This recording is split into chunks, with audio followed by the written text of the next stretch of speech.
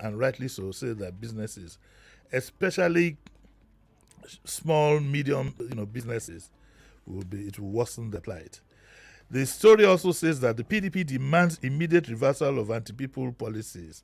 That's a political huffing and puffing. They will be dismissed as being the opposition anyway. And Atiku says that Tinubu is undisturbed by the hardship in Nigeria. Well, that's another political statement. But I'm asking, do you think the president is disturbed? It would be a nice subject, it would be a nice subject to bring up one of these days, to ask from what's your own perception. And indeed, the government should have, in a manner, try to, you see, when you work in government, some of the things you should do is to test people through various means, not even directly.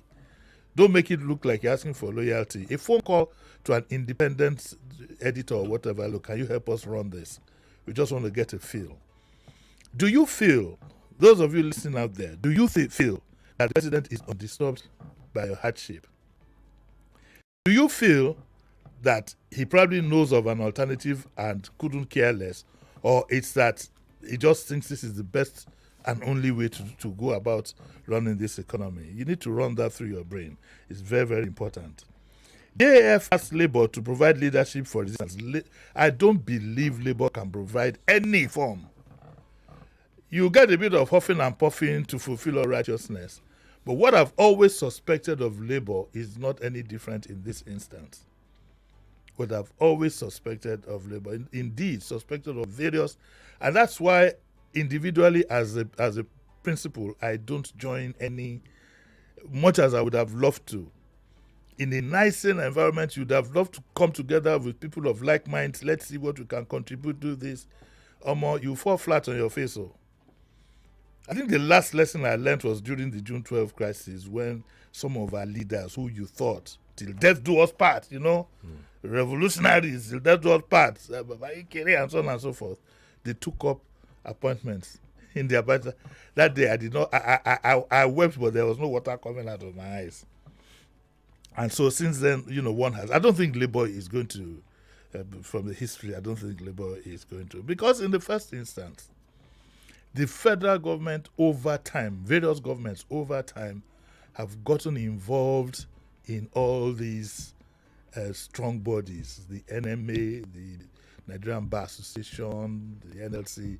They've always kind of like had their own candidates, and even NANS.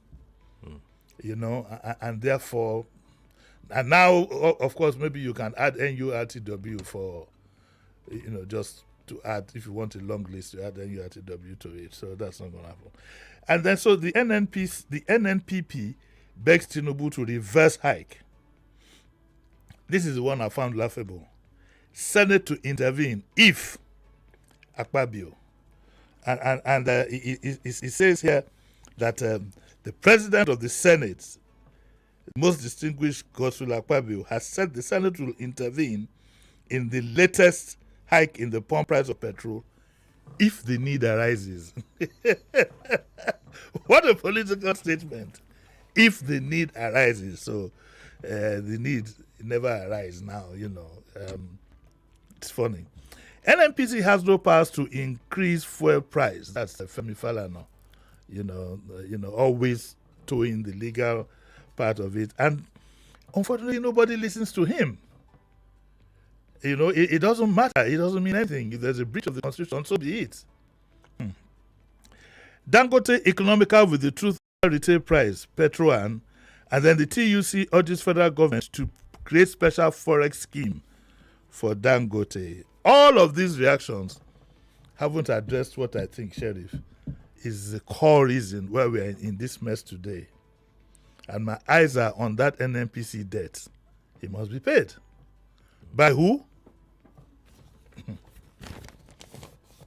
You want to answer that question? No, not at all. Not at all.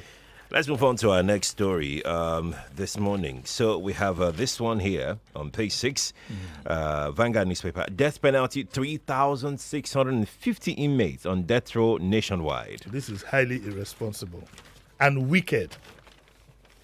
It's irresponsible. It's wicked, and it's a breach of the prisoners' fundamental rights.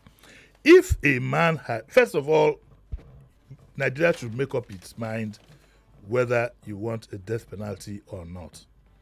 For the simple reason that in history we have found people who have been executed for the wrong reasons. I don't think I would support the death penalty. If I were to look at punishment, I would say yes. But on the other hand, that little allowance that somebody found guilty by law essentially might at the end of the day have been set up and so on and so forth. So let's make up our minds. Now, if we make up our minds that we are going to have a death penalty, then we must have the law that gives a time frame within which the prisoner should be executed, or it should be reverted to a life sentence, so that some of them have been on death row for over 10 years. How do you put a man who is on death row, every time he hears that the hangman is in the compound, he keeps running to the toilet and back? And maybe that one just came to collect his leave bonus. It's unfair because that's a double punishment. And it shouldn't be left to the whims and caprices. I know a governor in a state who said that he couldn't sign a death warrant for prisoners because it's against his principle. If it's against your principle, don't take up the position. That's why I say that the law must be definite. If you are sentenced after 6 months, your case must be brought before the governor and signed, or you're set free or whatever, or converted. To hear that you have 3,650 on death row. Death row inmates are extremely difficult to control. Anybody who knows about, what do you call them now? You don't call them prisons again. Correctional centers will tell you that people on death row, they are the ones who cause the most trouble in prisons. And to have 3,650 is sad. Okay? So, I think the issue of death row, it depends on which side of the divide we are. Let's make up our minds. Personally, I don't think I support more so in a country where people are set up, even sometimes by government, or people in part can set you up before you know it. You're young. Have you seen the gallows before? No, I have not. I have. Before the prison was demolished on Broad Street. Okay. Yes, we were allowed to visit it's a horrible sight. The gallows here, we had one in Broad Street prison. I don't know if it's been demolished. We went and I still have that picture. This was in 73 or 74. I still have the picture of what I saw that day. Yes, I still have that picture in my mind. It's not. And we have hangmen employed by government, sitting pretty, waiting. They could be there 2 months. They just tell them, wait, Ishawa and the Friday. What a job. Yes. I don't want to describe it. I don't want to frighten people, but it's not something that you want to see. In other countries, I don't know if we do have we have the electric chair, we have death by injection, but in Nigeria here, I think it's the hangman. And of course, anybody my age, even if you didn't see it live, would have seen on television how people were fired at Bar Beach. Yes, we saw that. Oh, it was terrible. We saw that. If I remember the execution of Vatsa and Yenusi, we've been through a lot of. You guys are lucky you've been denied certain things. We've been through a lot. Imagine people lining up people at Bar Beach and getting NTA to cover it. Wow. I don't support death sentence just to put yeah, it on just record. because of that little allowance. Yes. I'm not in support of it. Okay, what about in some countries, for example? What about some countries where they have what you call cross amputation? If you are found to have stolen, they cut your right arm and your left leg. I mean, whatever works, but not death sentence. Yes, I think I wouldn't mind Whatever cross. works. I wouldn't mind cross amputation for the political class. Why the political class alone? Because Stealing is stealing. Stealing, because see, what they do affects so many lives. In fact, I believe corruption at government level, they should be charged for manslaughter. You steal the health budget. You steal the defense budget. You understand? Cross amputation would be nice. Cut the right arm and the left leg. I think stealing is stealing. Because the person that steals goods today, he will grow up and become a councillor before you know a chairman. Okay, then it goes on. so you shoot armed robbers, Abby. You're happy to hear armed robbers. What about those involved in what Fela calls authority stealing? Pen robbers. Who an armed robber robs one person, two persons, an organization. Yeah. These pen robbers rob a whole nation, and thousands of people sometimes die because of it. Every death you have in hospitals that are not well, whatever, is a result of corruption. If somebody is stealing the military budget, you now send soldiers to go to the war front with Dane guns instead of AK-47. Isn't that manslaughter? Fuck my woman. You know? I agree. I mean, they don't just rob the whole nation, they rob generations. They rob generations. Those who stole way back. I heard on very good authority, for example, that the initial contracts for the Lagos-Ibadan Expressway included provision of streetlights all the way down. So for every accident that you had there at night, due to visibility, somebody should have been held responsible. Honestly. I mean, so it's and sorry to say, you know what straightened Ghana out. In some countries, death penalty is the penalty for... You can see what's happening in China. For official corruption. Yes. You can see what's happening in China. I mean, so... But I still don't support it. I don't support... But I think I like that cross amputation. Well, whatever works apart from death penalty, yeah. Yeah, wicked. Why? Do you know what cross amputation means? The guy can't stand up now. Well, they will get prosthetics. He will get prosthetics, and he's good. Okay. Let's go. Let's go to page 8. Page 8 says, this is an interesting one. My husband not cause of current hardship. Remi Tinubu. Okay, now I need to be careful. This is a sensitive story in the sense that when it comes to women, I like to be a bit more careful. The story here says that the First Lady was at Ile-Ife yesterday to commission a 2.7 kilometer road. It was a big event. There was Ashrabi and everything, which is wasteful. Again, there we go. And a pavilion inside Obafemi Awolowo University. Wasteful. But that's the way we still do our things. And she said something that I think she needs to be cautioned about when she says that we are 18 months into administration and we are not the cause of the current situation. That is not a problem. But for the second or third time, and I think her media handlers should tell her, we give glory to God for our status, my husband and I. We are not greedy. Where is that coming from? I have no idea. Where is that coming from? She said this some months ago. Where is that coming from? You see, in the I wish I could run a presidency for once for about 2 years, and I'm looking forward to the day when the presidency will be structured along the trappings of a multinational, where you have a policy body of about 4 or 5 who tell the president what to say and what not to say at any given time. Auntie Remi, this is not a right thing for you to be saying all the time, because nobody has accused your family. Nobody has said that you are greedy. That's not the issue we are talking about. And so when you keep highlighting it, invariably you're planting ideas, in people's heads. What we are saying, Ma, is that the policies that your president is pursuing as we speak is leading us into poverty, pure and simple. The issue of greed has not come. If it has come in any manner, it's not known to us. Amongst the political whatever, they might be saying that. Nobody has accused the president of being greedy.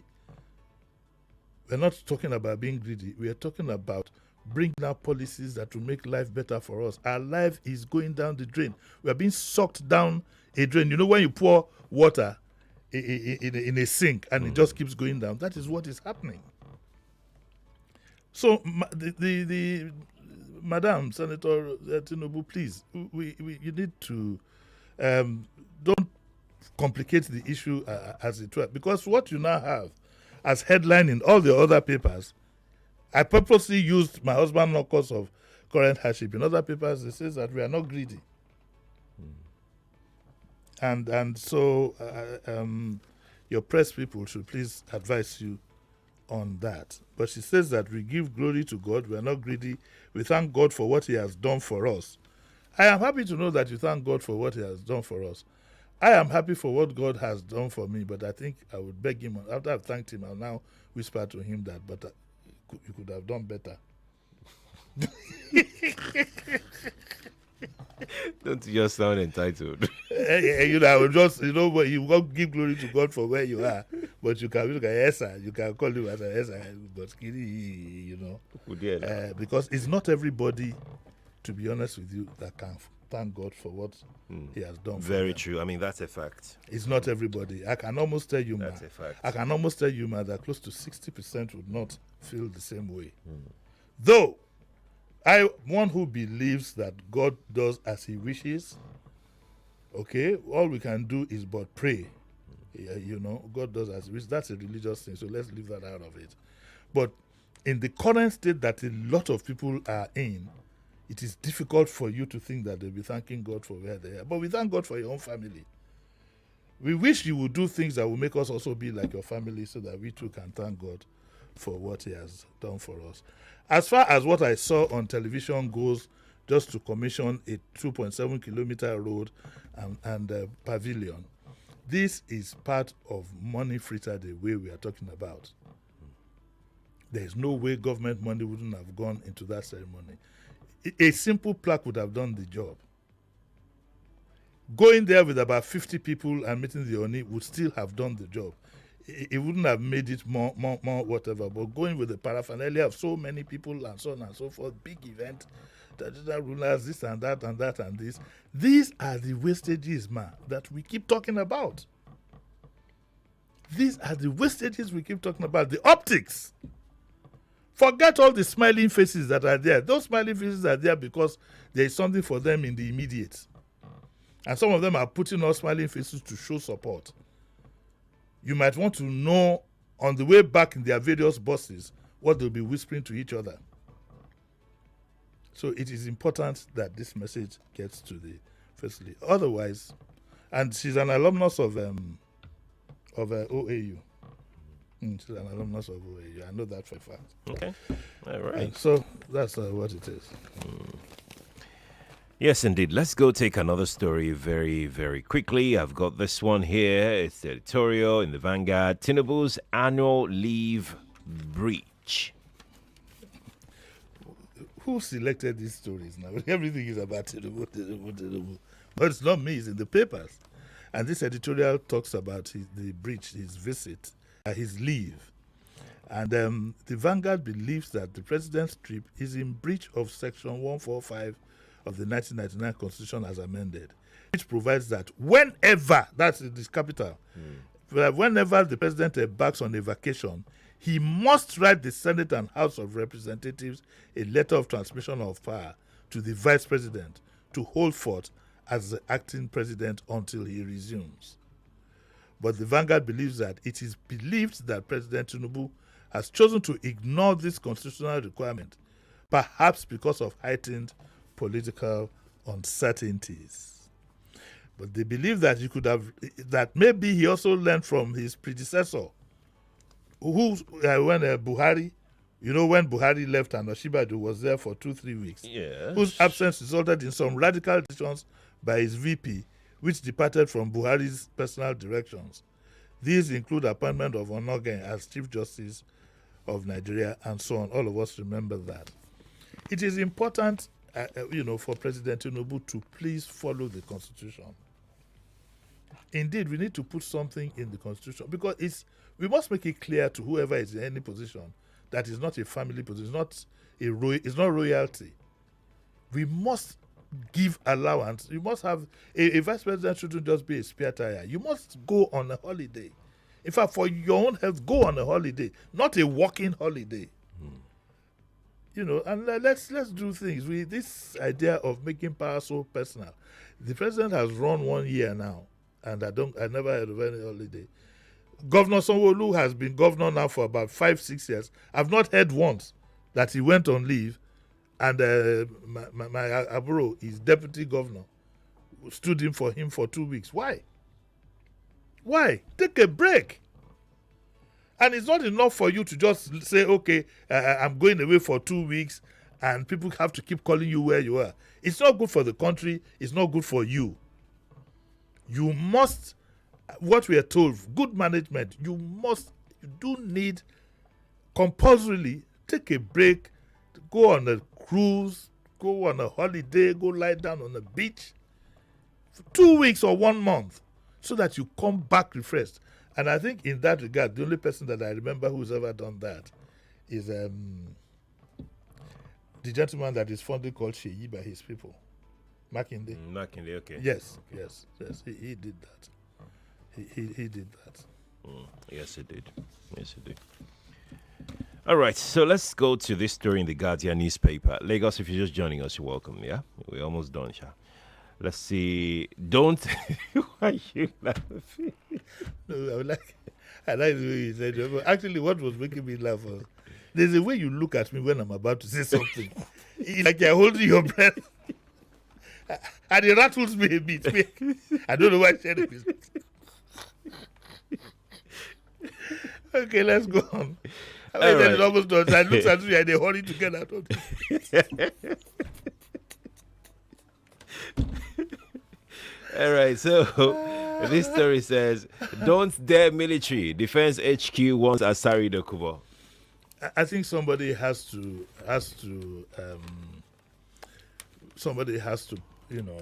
apply the brakes for certain persons. People just talk anyhow in public, and it looks as if they can get away with anything. The other day, Asari was on the social media, and he said that there's a military helicopter hovering around where he is, and that he's going to shoot it down. Well, why would you talk like that? I hear the man is 60 now. Why would you want to talk like that? In the first instance, you don't know what the helicopter is doing. It didn't drop anything on you. It didn't drop pellets. It didn't drop leaflets, nothing. And secondly, why would you say you want to shoot we want to shoot down the military aircraft? Why would you want to do something like that?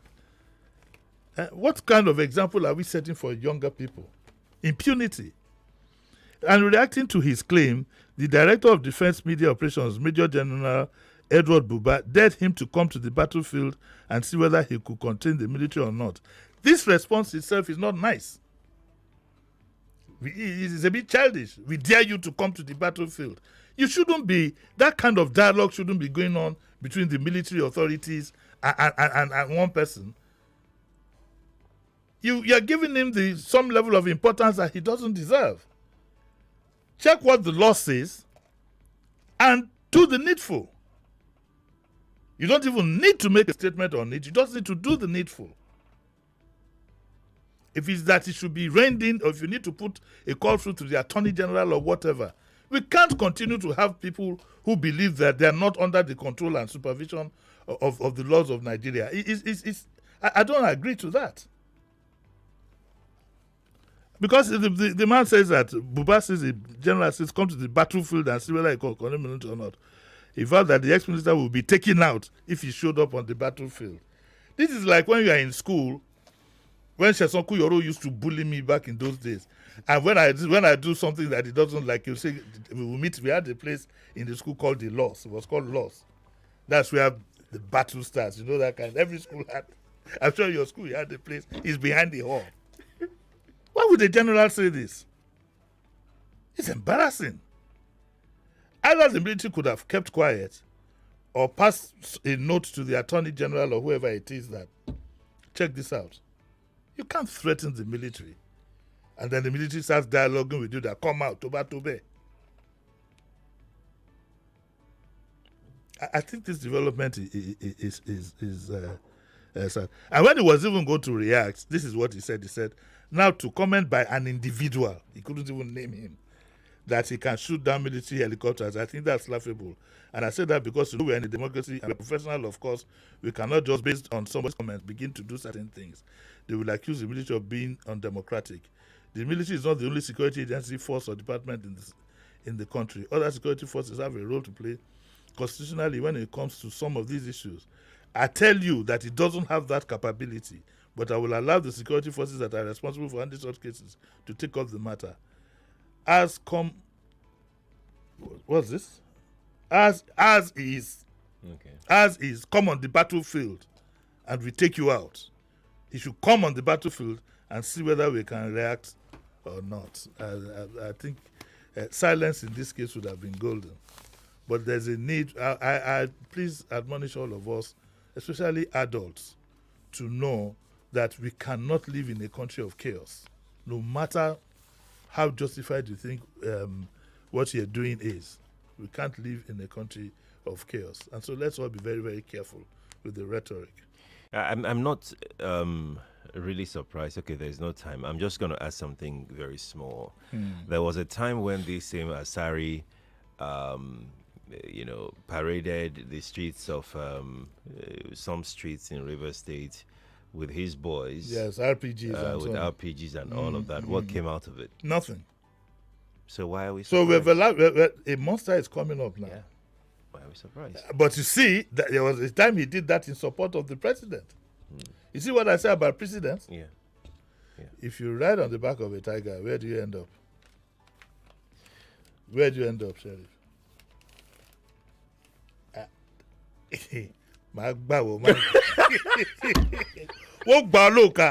Where do you end up?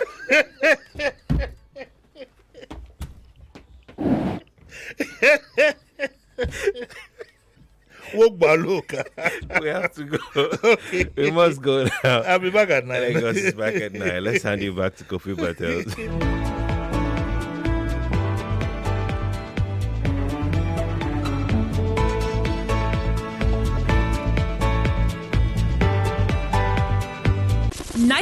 .3 Nigeria Info. We are more than just radio. Subscribe to our YouTube channel at Nigeria Info FM. Check us out on Facebook at Nigeria Info 99.3. Follow us on Twitter at Nigeria Info FM and on Instagram at Nigeria Info FM Lagos for live updates as it happens. 99.3 Nigeria Info. Let's talk.